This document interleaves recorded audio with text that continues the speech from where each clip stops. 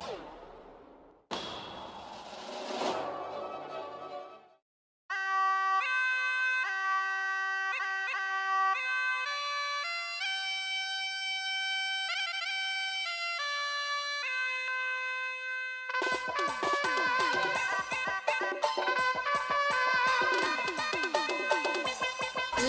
आजा नाच ले।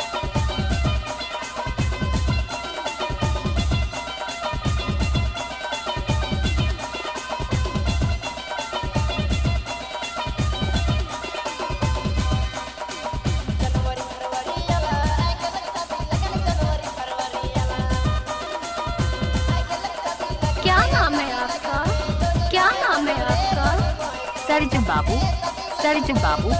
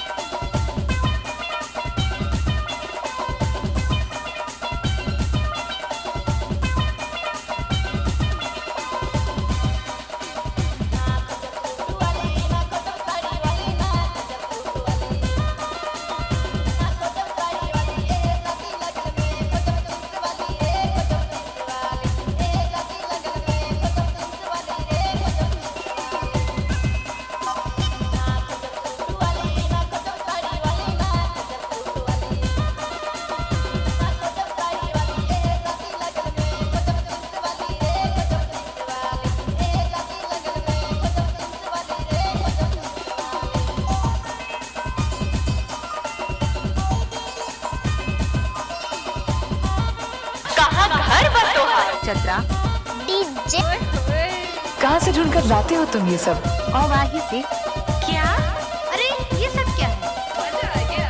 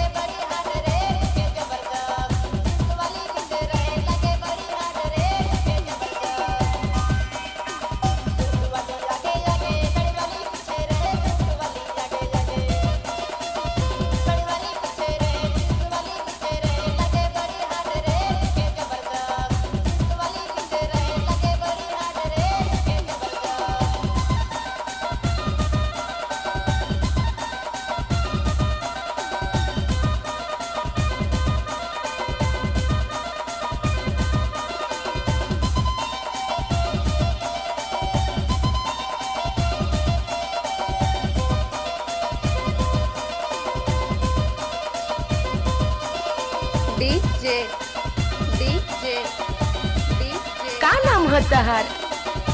डीजे सरजुराज चतरा। कहाँ गाँव बतहर? और वाही से। नाम तो आपने सुना ही होगा।